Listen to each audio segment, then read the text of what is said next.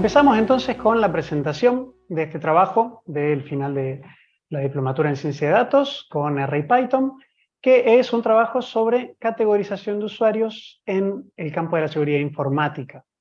¿Sí? Vamos a arrancar con un breve esquema de lo que va a ser la presentación.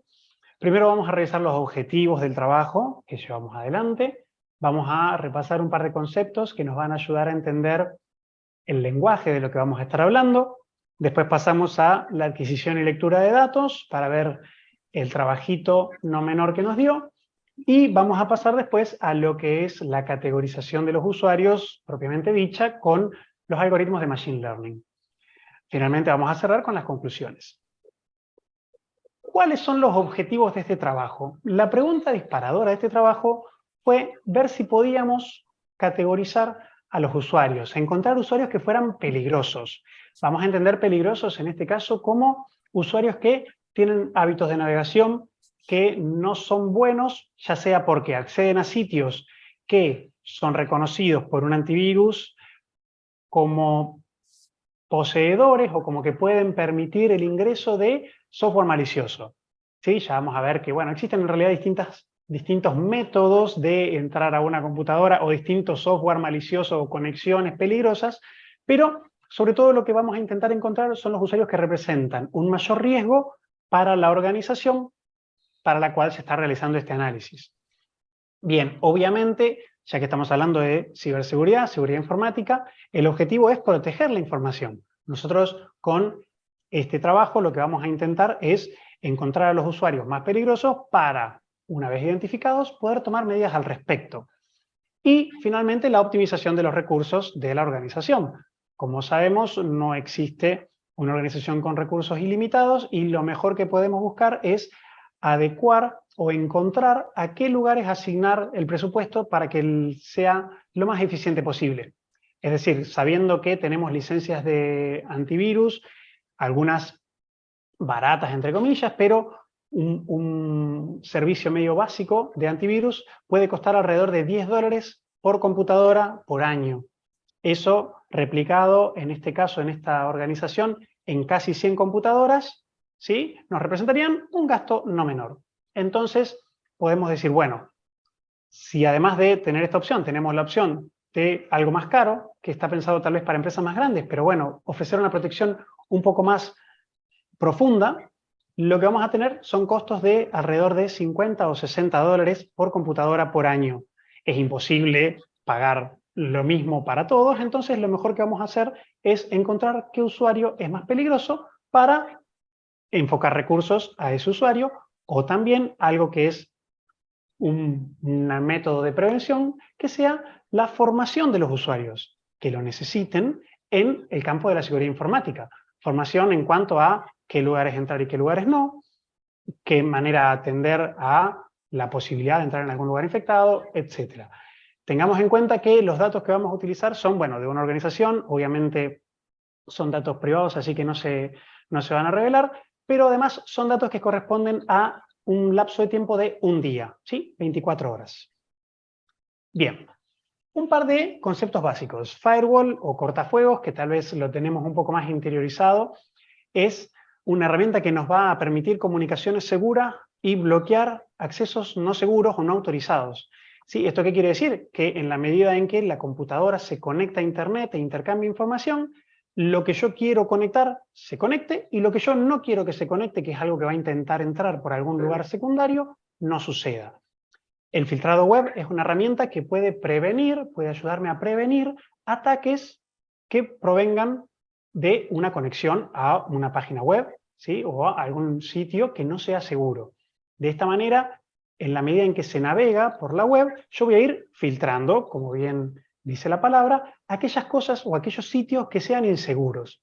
Entonces, de esta manera voy a poder prevenir ataques, ¿sí?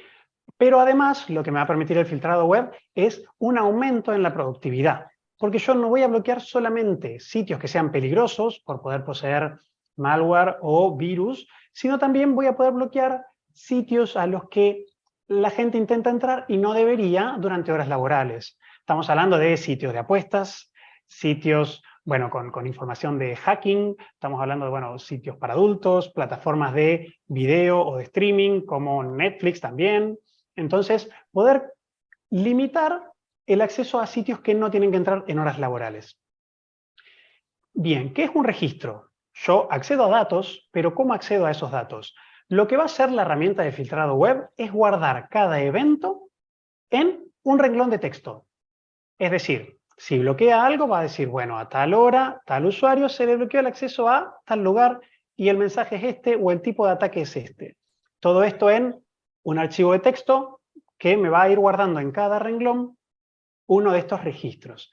Tengamos en cuenta que, como dijimos, es un lapso de tiempo de un día y en total los registros que se utilizaron para este día son más de 12.000, casi 13.000 registros, es decir, casi 13.000 eventos. Bien, y el score o puntuación es justamente un número asociado a qué tan peligroso es lo que se bloqueó. Algo de bajo puntaje es un valor numérico, algo de bajo puntaje es, digamos, inofensivo, entre comillas, y algo de mayor puntaje puede estar más relacionado a lo que sea un intento de ataque para sustraer información o para extraer o para infectar, quiero decir, un equipo. Bien, adquisición y lectura de datos. Como para hacer un pantallazo, en general, cuando uno empieza a aprender cómo manipular información y datos, los datos vienen en un formato bastante práctico. ¿Sí? Acá podemos ver un ejemplo, me voy a poner el puntero, en el cual un renglón va a tener los nombres de las columnas, ¿sí? Y después cada línea va a tener un campo con el dato. Entonces, por ejemplo, yo voy a leer que la primera línea tiene el nombre de la columna, que va a ser el nombre, y después el primer dato de cada línea que sigue va a ser justamente el nombre de cada registro, cada dato que viene pasando. Los datos de los que nosotros disponemos, que son estos logs o registros, son, dijimos, 12.000, y cada renglón se ve como sigue. Algo muy distinto a lo que uno está acostumbrado. La primera característica que vamos a notar es que tenemos el nombre de cada columna en cada línea. Entonces voy a tener esto, que está resaltado, repetido 12.000 veces, de una manera, vamos a decir, inútil, entre comillas. Obviamente al sistema le sirve, pero a nosotros para este análisis nos complica un poco la comodidad de lectura. Además, ¿qué voy a ver?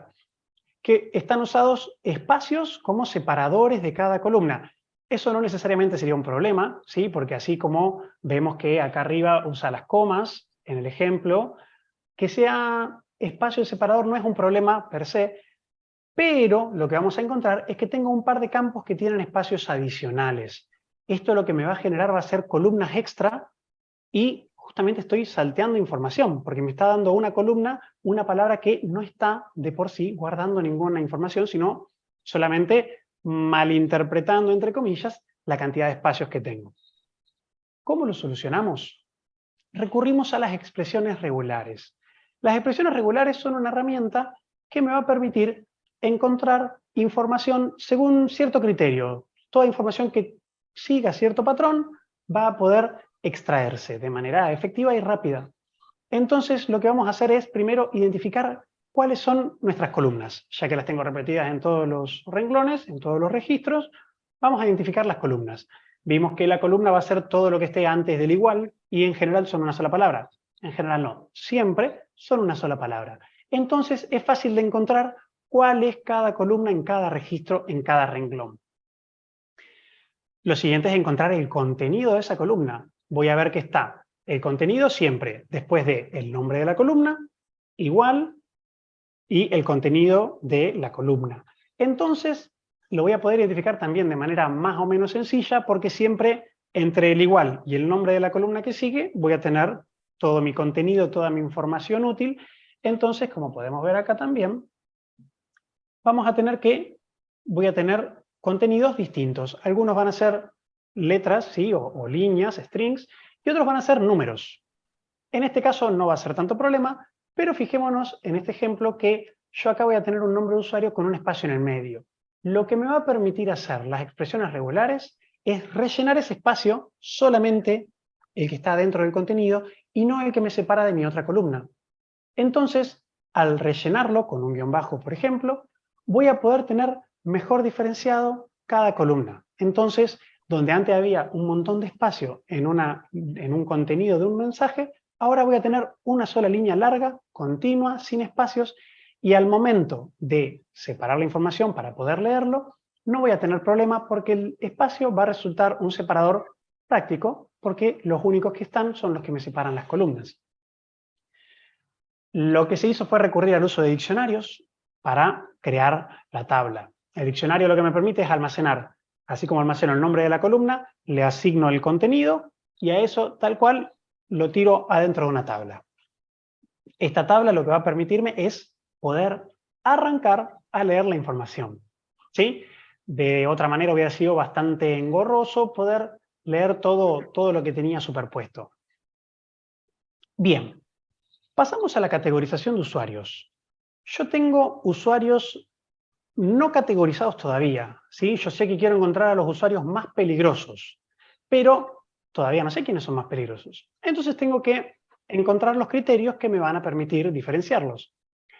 Los dos criterios que vamos a usar van a ser la cantidad de ataques y la gravedad de esos ataques. Es decir, en este lapso de 24 horas, el que recibió muchos ataques y además esos ataques fueron muy peligrosos, va a ser un usuario sin duda más peligroso que otro que haya recibido menos. Si yo veo el gráfico, la gráfica que genero con estos datos, cada punto me representa un usuario, ¿sí? Y voy a poder ver reflejado lo que es el puntaje, es decir, mientras más arriba es un usuario más peligroso, más abajo un usuario o un ataque menos peligroso, y mientras me voy a la derecha voy a encontrar que aumenta la cantidad de ataques y hacia la izquierda disminuye. Entonces, sin duda me doy cuenta que el que está en un extremo es un usuario muy atacado y los que están sobre la izquierda son usuarios poco atacados. Entonces, vamos a ver que tenemos acá un aprendizaje no supervisado, es decir, no tenemos las etiquetas propias de cada dato, las etiquetas propias de cada usuario. Solamente tenemos la dispersión. Para proceder a etiquetarlos, vamos a usar el algoritmo de agrupamiento llamado K-medias o K-means, que lo que va a hacer es buscar un punto alrededor del cual se encuentren los que se puedan agrupar en ese punto. Para encontrar el número óptimo de grupos a crear, vamos a usar el método del codo que, al medir la distancia total de todos los miembros de cada grupo, vamos a intentar que esa distancia sea lo menor posible, pero además vamos a buscar el punto de inflexión, por eso se llama método del codo, en el cual esa distancia deja de disminuir tanto, entonces agregar grupos resulta excesivo. Entonces vamos a crear 4 grupos. Ahora, si yo creara 4 grupos directamente sobre la dispersión que tengo acá, la general, la que incluye todos los datos, obtendría estos grupos.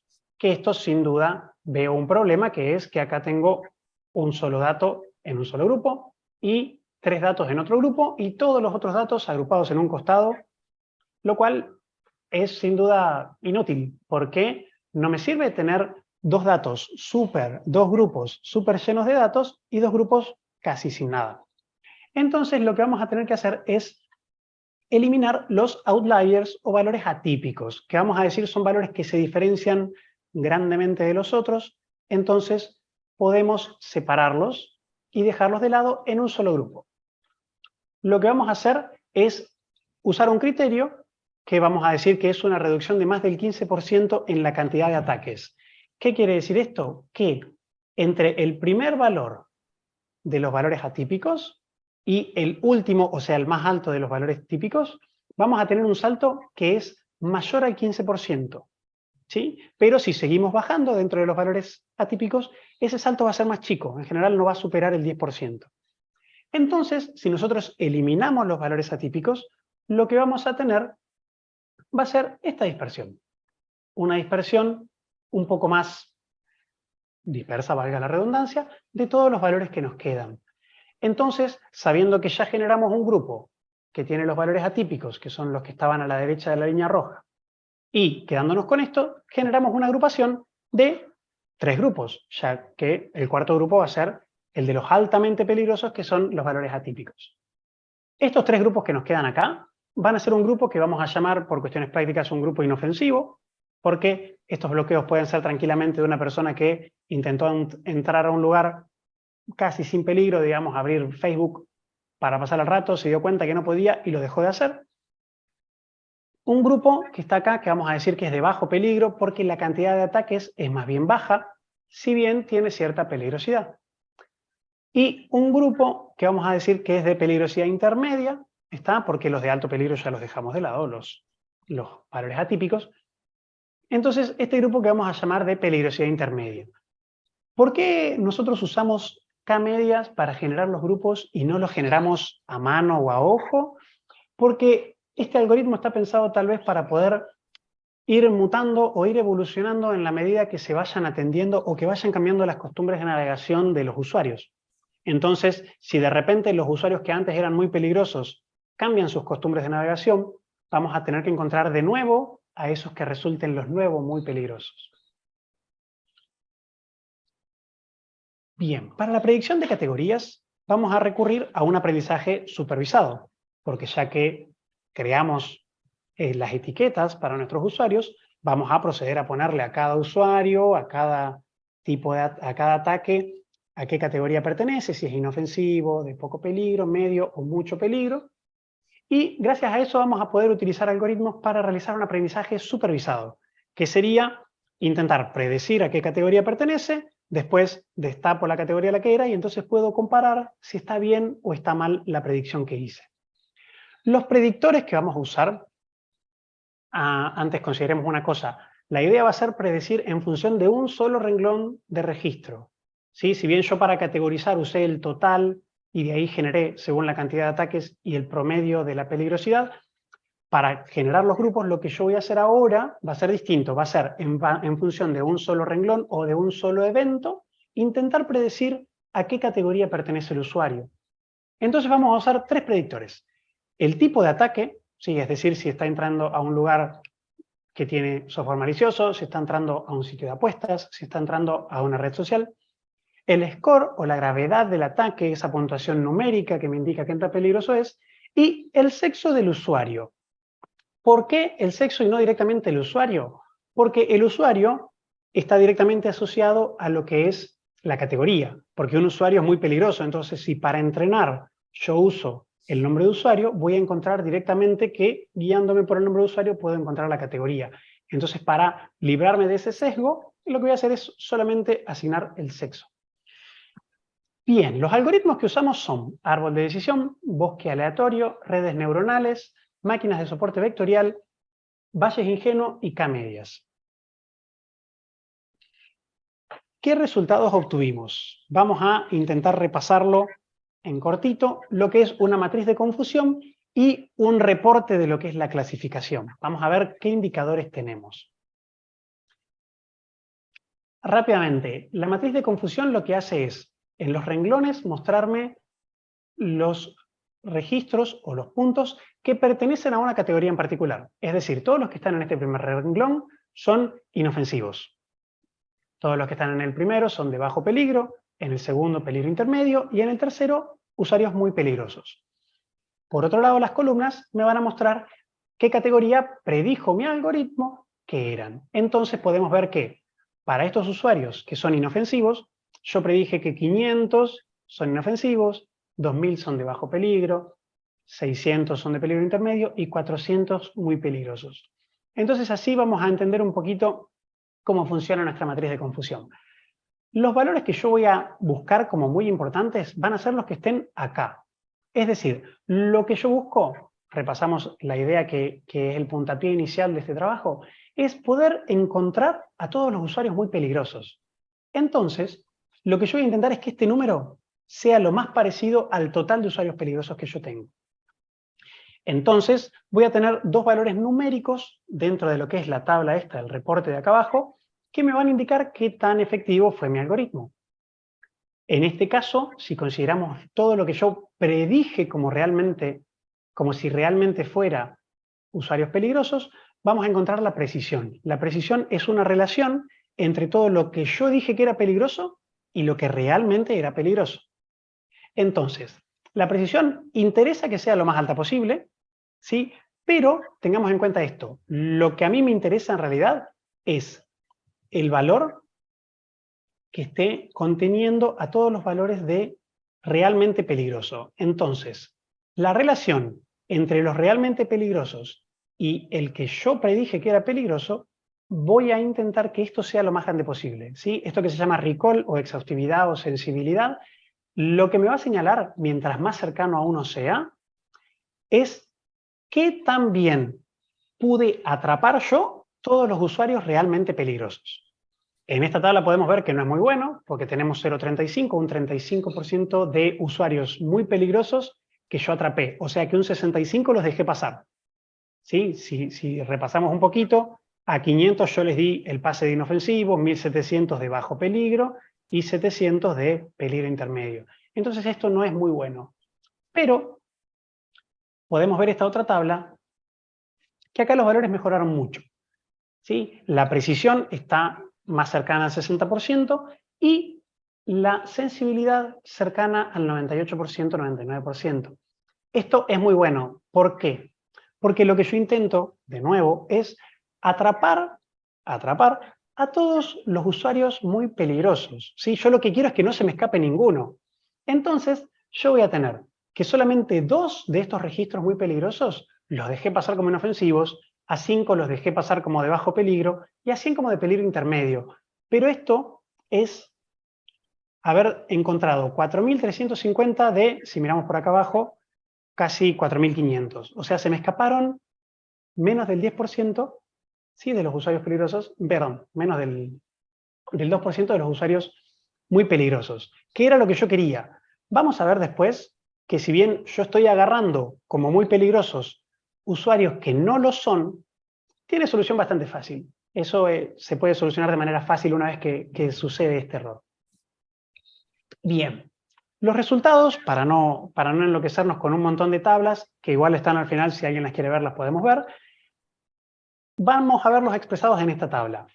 Un pequeño detalle, los datos que vamos a ver son los que corresponden a lo que dice acá abajo, macro average, o sea, un promedio de todas las categorías que tengo.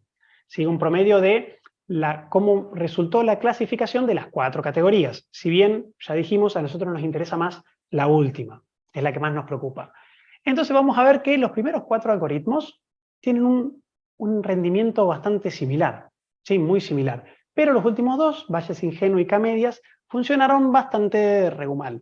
Entonces, de nuevo, si miramos, lo que nos importa, lo que nos urge un poquito más encontrar, es que la sensibilidad del grupo 3, recordemos, el grupo de alto peligro, es muy buena. O sea, no se me escapa casi ningún usuario peligroso. Eso es lo que estábamos buscando. Vamos llegando a las conclusiones. ¿Qué logramos? ¿Qué se logró hacer en este trabajo? Primero, alcanzamos a categorizar a los usuarios altamente peligrosos. Logramos el objetivo que teníamos en una primera instancia. ¿Por qué? Porque no se nos escapa casi ninguno. Menos del 2% se nos escapa. Ahora, además de esto, vamos a tener un ahorro de tiempo para el centro de monitoreo, ¿sí? O el centro de operaciones de seguridad en realidad, que son quienes se encargan de hacer una limpieza de los equipos o de las redes que puedan verse comprometidas con virus o con software malicioso, troyanos, lo que sea. ¿Cómo los vamos a ayudar? Vamos a ahorrarles tiempo dándoles la categoría o la urgencia, la prioridad que le tengan que asignar a cada computadora o a cada usuario. Entonces, de esta manera, ¿qué vamos a hacer? Que ellos puedan, en lugar de tener los registros al final del día, sueltos, apilados, tengan una prioridad de cuáles van a ser realmente los usuarios más peligrosos. Ellos pueden ir a atender esos casos. ¿Y qué pasa, como vemos después, con la mala categorización? ¿Qué pasa con los que eran inofensivos y pasaron por peligrosos? A ellos sencillamente, una vez que se los controla y nos damos cuenta que no es en realidad un usuario peligroso, lo que hacemos es incluirlo en una lista que, en lugar de hacer una revisión diaria o cada 2 o 3 días, se le hace una revisión mensual, porque se conoce que los hábitos de navegación, ya que la computadora está limpia, en realidad son buenos. Entonces, la próxima vez que vuelva a aparecer, se excluye automáticamente, porque ya sabemos que es un usuario que no representa un peligro. Otro de los logros que es muy bueno y muy importante es la predicción casi instantánea de los pedidos que puedan estar presentes. Es decir, como yo puedo predecir en función de un solo registro y no del total del día, lo que voy a lograr es, aparece algo, cae en la categoría muy peligroso, puedo atenderlo de manera mucho más rápida, ¿sí? En lugar de esperar a tener que evaluar todo el día que pasó.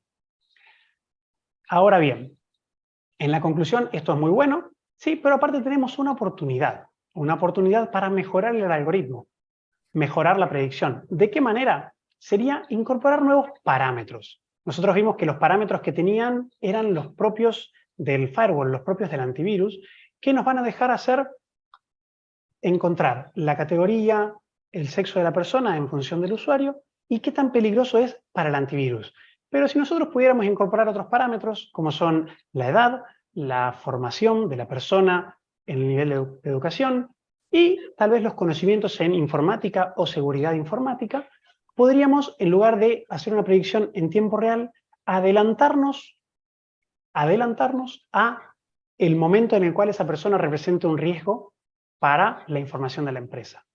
De esta manera, poder planificar dentro de la misma inducción, tal vez de una persona, antes de entrar a la empresa, la formación en el campo de la navegación web y también poder ir programando charlas o formación o concientización de los mismos usuarios de la organización respecto a esto, para que presten más atención y poder evadir, digamos, anteponernos a estos peligros de la pérdida de información o la infección de una computadora o una red. Así que bueno, muchas gracias por su atención y eso es todo. Muchas gracias, Damián. Maravilloso. Muy interesante lo que conseguiste. Espero que se haya entendido. Sí, no, estuvo clarito, clarito. Bueno. Muchísimas gracias. Muchas gracias a vos. todos los que vinieron, muchas gracias por participar. Hasta pronto y éxitos.